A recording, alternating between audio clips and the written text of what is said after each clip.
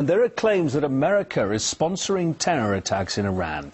The allegations come from a militant group's leader who was captured in Iran on Tuesday. He says he met CIA agents in Pakistan who promised to supply arms to his organisation. That's a claim that Washington denies. RT's Sean Thomas reports. It's not the first time the Manas Air Base has hit the headlines, and all for the wrong reasons. The latest allegations from Iran claiming the facility is an American front to transport terrorists to undermine the Iranian government. The Americans promised to give us aid. They said they'd cooperate with us and give me military equipment, arms and machine guns. They told me that in Kyrgyzstan they have a base called Manas near Bishkek, and that in a place like this, some high-ranking American person could come and we could reach an agreement on making personal contacts. This statement comes in a televised confession on Iranian state TV. Officials claim when they captured the terrorist leader, he was carrying a fake Afghanistan passport. The Americans said Iran was going its own way, and they said their problem at the present is Iran. Not Al-Qaeda, not the Taliban, their main problem is Iran.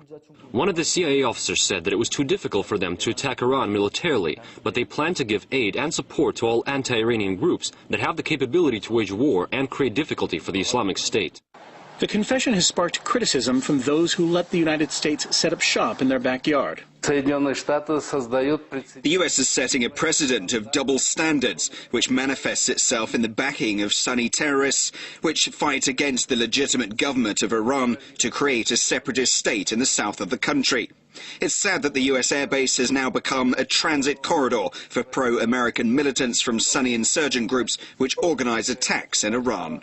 And while the United States has employed such tactics in the past in Guatemala, Vietnam and Afghanistan, critics of this latest development say, if true, the U.S. is treading in some very dangerous waters. What is extraordinary about this particular terrorist organization that has the backing of the United States is that they carry out some of the most brutal murders. They cut people's heads off on television.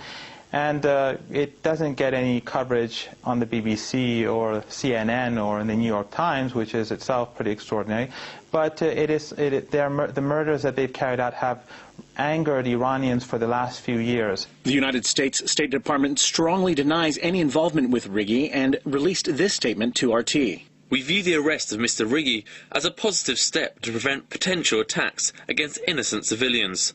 The US strongly condemns all forms of terrorism, including those that target Iran. Any allegations of US involvement are absurd. The US does not sponsor or support terrorism.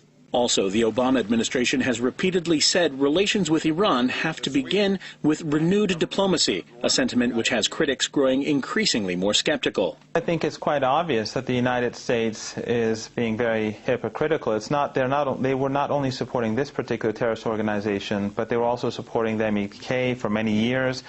They've carried out many thousands of terrorist attacks in Iran over the last 3 decades. But true or not, the allegations could strike a serious blow to any hopes of Iran restarting dialogue with the U.S. anytime soon. Sean Thomas, RT.